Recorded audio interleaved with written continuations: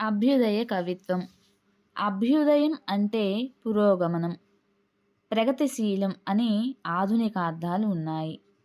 భావకవిత్వానికి వ్యతిరేకంగా శ్రామిక వర్గ చైతన్యానికి పునాదిగా వచ్చిన ఉద్యమం అభ్యుదయ కవిత్వం. అభ్యుదయం మాటకు శుభం, మంగళం అనే నైఘంటిక అర్థాలున్నాయి.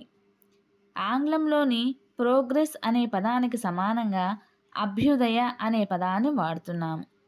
తెలుగు సమాజంలో సమసమాజ నిర్మాణం కోసం పాటుపడిన సాహిత్యమే అభ్యుదయ సాహిత్యం.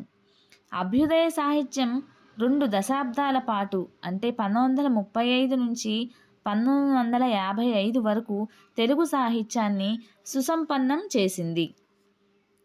జాతిని జాగృతం చేసి ప్రజల కష్టాల్ని పట్టించుకున్న సాహిత్యమే అభ్యుదయ సాహిత్యం. నేడే ఈనాడే జగమంతా బలివితర్ది, నరజాతికి పరివర్తన, నవజీవన శుభ సమయం అభ్యుదయం అన్నవాడు శ్రీశ్రీ. అభ్యుదయ సాహిత్యం చారిత్రక నేపథ్యం. 1917 నాటి రష్యాలోని సోషలిస్టు విప్లవం నెలకొల్పిన శ్రామిక వర్గ సమసమాజ నిర్మాణం ప్రపంచవ్యాప్తంగా కవులను, కళాకారులను ప్రభావితం చేసింది. 1919లో ముగిసిన మొదటి ప్రపంచ యుద్ధ ఫలితాలు ఆర్థిక సంక్షోభాలను, ప్రమాదాలను మానవానికి సూచించాయి. 1930 ఆఖరి దశాబ్దంగా పేర్కొంది. 1934 నాటికి జర్మనీలో హిట్లర్ నియంతృత్వం జాతీయ దురహంకారపు నీలినీడల్ని ప్రసరింపసాగింది. సంస్కృతి పరిరక్షణ కోసం 1935 ప్రథమార్థంలో ప్యారిస్లో అంతర్జాతీయ రచయితల సదస్సు జరిగింది. 1935 డిసెంబర్లో అలహాబాద్లో ఇండియన్ ప్రోగ్రెసివ్ రైటర్స్ అసోసియేషన్ ఏర్పడింది. 1936 ఫిబ్రవరిలో లండన్ నుండి వెలువడే ది డైలీ ట్రిబ్యూన్లో భారత అభ్యుదయ రచయితల ప్రణాళిక ప్రకటించబడింది.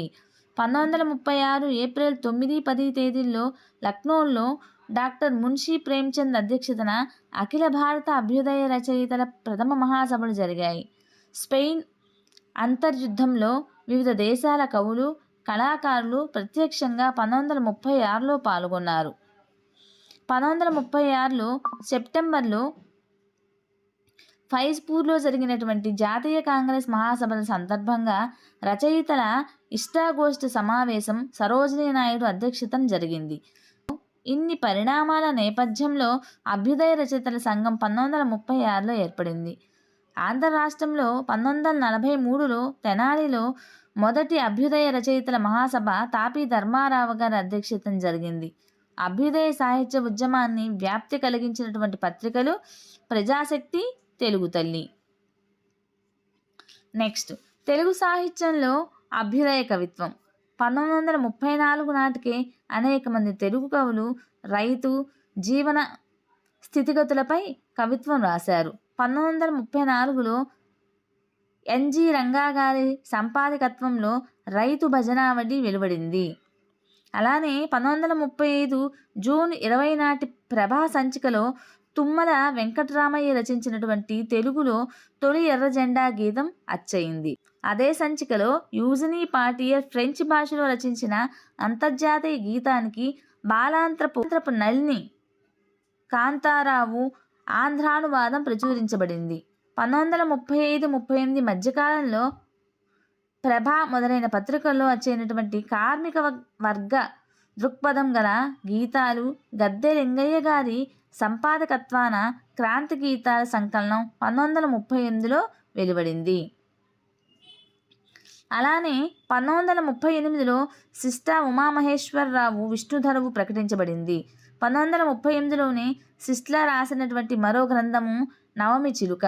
శ్రీశ్రీ మహాప్రస్థానం గీతాల అభ్యుదయపరమైనవి. పటాభి అంటే తిక్కవరపు పట్టాభి రామిరెడ్డి పిడేల్ రాగాల్ డజన్ రచించెను. నాయి వచన పద్యాలనే దుడ్డుగర్రలతో పద్యాల నడుముల్ విరగగంతాన్, చినయసూరి బాల వ్యాకరణాన్ని చాలా దండిస్తానన్నవాడు పటాభి. భావ కవిని మాత్రము భావ కవిని మాత్రం కాన్నే అనే అహంభావ కవిని అన్నవాడు పట్టాభి.